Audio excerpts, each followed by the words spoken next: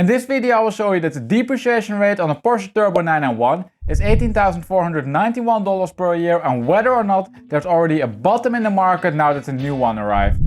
What's up YouTube and welcome to a new video. Now if you are new to the channel, this channel is all about depreciation analysis and finding the best deals in the market for various cars. And what makes this channel quite unique is that all the videos are based on solid statistical approaches based on real market data. Now today we will have a look to the Porsche 911 Turbo market, and this video was then also requested by many of you. And that of course also means that you can request a video simply by commenting the name of the car for which you would like to see the analysis down below in the comment section. Also remember then to subscribe and to smash the notification bell so you get actually notified when your requested analysis goes live. Now recently I put out a poll on my channel to find out what parts of the analysis you as viewers like the most. And as you can see, quite a few of you like the depreciation per year, the market forecast and the fair purchasing prices. The price distributions, however, and the depreciation per 1,000 miles seem to be less popular. In this video I will therefore experiment a little bit and leave out the price distributions, but I will keep in the depreciation per 1,000 miles. That is namely a key input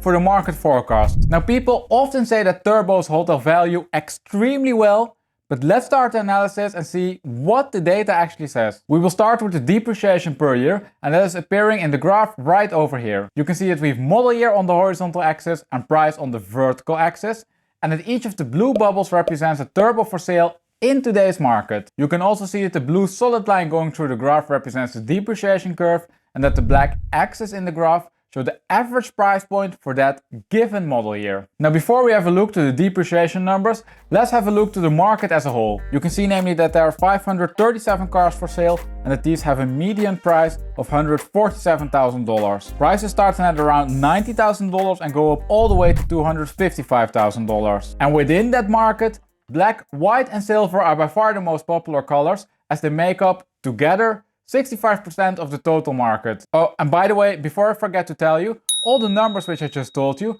and the ones which you will see in the rest of the video exclude the exclusive versions of the Turbo. And that of course means that only the normal Turbo versions and the Turbo S versions are included. Now if we look into the depreciation numbers, then we can see that the Turbo depreciates on average $18,419 per year. And I can't stress this enough that you should really interpret this as an average number. And the reason for this you can see very good when you have a look to the depreciation curve. In the first year of ownership, a Turbo namely loses a lot more than the average depreciation per year. In the first year of ownership, a Turbo namely loses on average $35,025, which equals 17% of the average price of a new car. Now it goes without saying that the longer you own a Turbo, the less you will lose in terms of depreciation per year. We can then also see that the depreciation per year number is reduced to only $5,364 per year in the fifth year of ownership. And this again equals 4.5% of the average price for a car with model year 2015. Now you can of course look to this market from very different perspectives. You can split the market for example between the coupes and the cabriolets, the Turbo and the Turbo S's, the various colors, and many more variables. We will however now have a look to the split between the two generations, and after that we will have a look to the difference between the Turbo and the Turbo S market. And I chose those two categorizations because they showed some interesting differences. Now if we split the market between the 991.1 and 991.2, then you can see that the prices for the 991.2 are of course a lot higher. In fact, the average premium you pay for a 991.2 is around $60,000. Funny enough though, there's quite a large supply of 991.2 cars as they make up 70% of the total market. You can also see immediately that the depreciation per year is a lot higher for the 991.2. This is namely on average $26,291 per year versus $8,768 per year for the 991.1. So clearly the 991.1 did a significant part of its depreciation,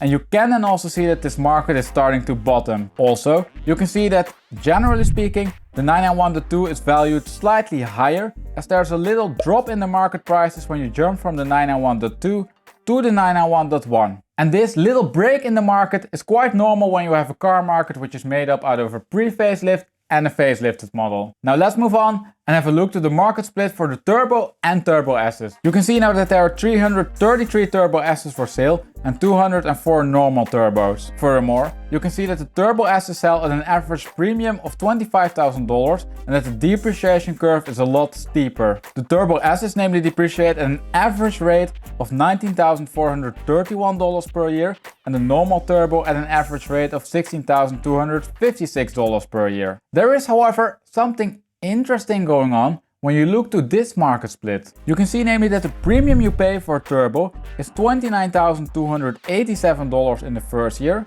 but once that the car ages, the premium decreases. It is even so that after 5 years, the premium is reduced from the initial $29,287 to $9,500. And to me, that simply sounds like a good market point to buy at. Now this market behavior is not uncommon for Porsches, and you can see, for example, something similar happen in the Carrera versus the Carrera S market. And if you want to know more about that, then I recommend that you check out my full depreciation analysis of that market by clicking on the link appearing right over here. Now all of those graphs are of course based on the current market situation.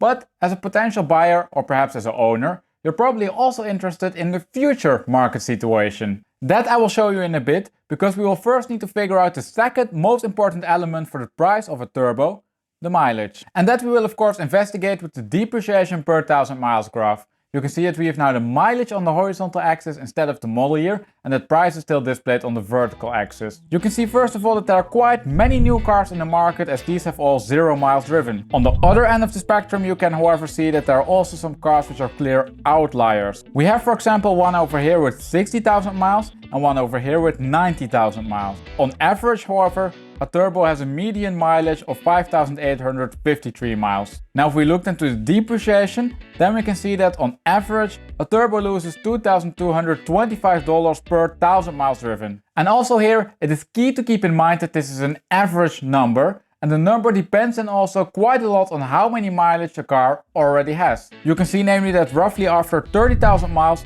this number is for example a lot lower. You can then also see that the number is a lot higher for the newer cars. Now we can illustrate this difference a little bit better if we have a look to the market split by generation. You can see namely now that the older 991.1 cars have of course a higher mileage, which leads to a lower depreciation per 1000 miles. Those cars namely lose on average $603 per 1000 miles, while it is $2,362 for the 991.2. And with that information, it's time to move on to the market forecast. Now if you want to know the future value of a car which is between model year 2015 and model year 2019, then you're lucky, because that's an easy job. You can namely just follow the depreciation curve. Now depending on the mileage added then, compared to the average increase in mileage between those years, the value of the car is either higher or lower than forecasted by the depreciation curve. For cars from model year 2014 however, we don't have this depreciation curve, so we need to make a forecast. And that specific forecast is displayed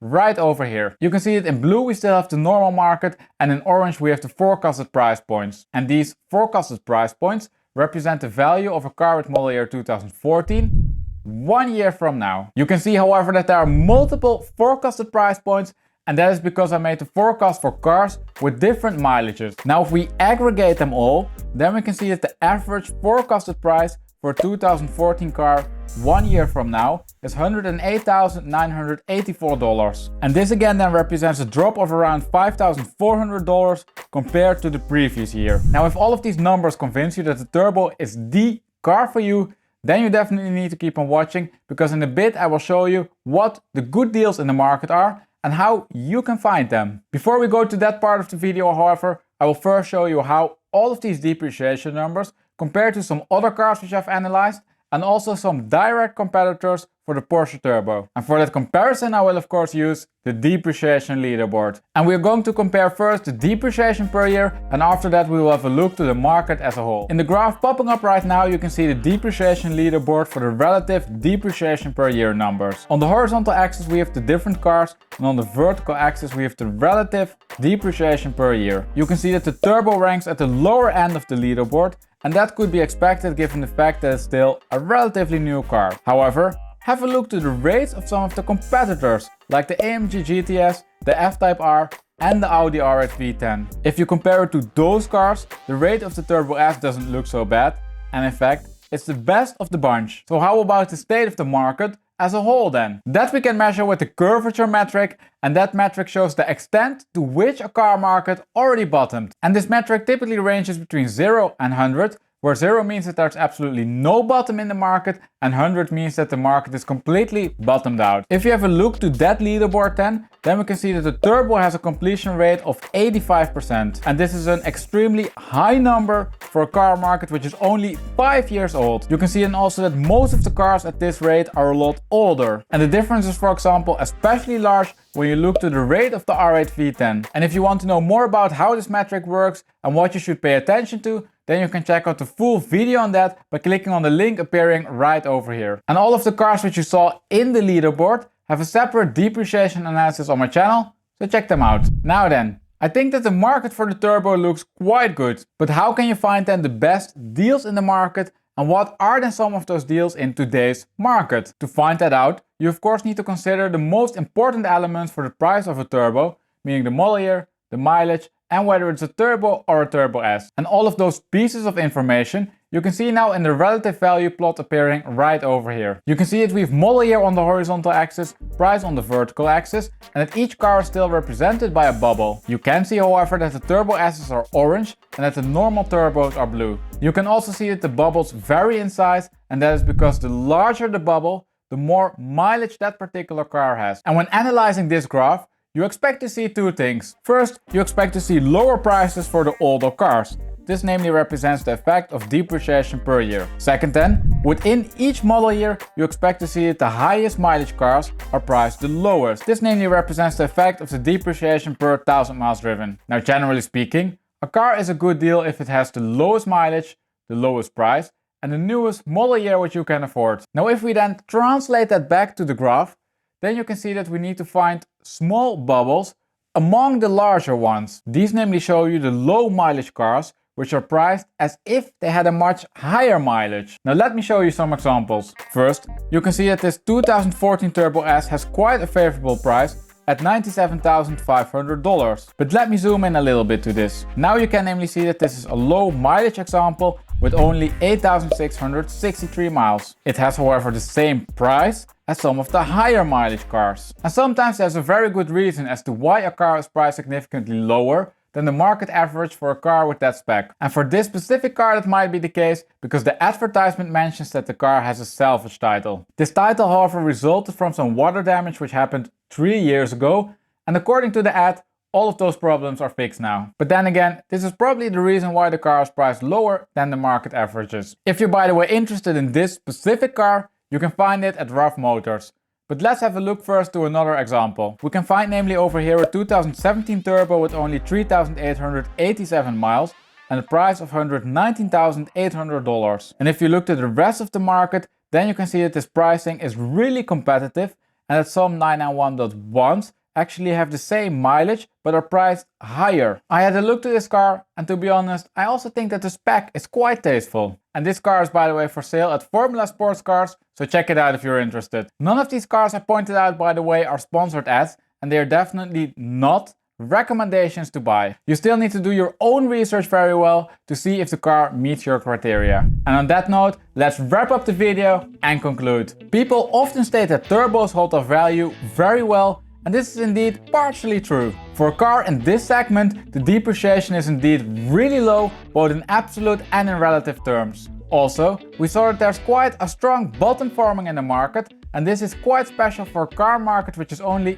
5 years old. Now, in the grand scheme of things, you will of course still lose quite some money, but that doesn't really come as a surprise, I guess. Looking then to the full market, then I think that especially the 991.1 Turbo S's are priced very attractively. The initial premium you had to pay for a Turbo S namely almost completely evaporated from the price, and now the premium is only $5,000 compared to a normal Turbo. In other words, you get a lot more car for almost the same price. Now on top of that all, also the depreciation curve is quite flat for the older 991.1s, also for the Turbo S's, and on average they lose only 4 to 5% of the average price of a car. And on that note we arrive at the end of the video. Now if you enjoyed it, please remember to smash that like button. As always, a huge thank you for watching, and I see you next week for a fresh depreciation analysis.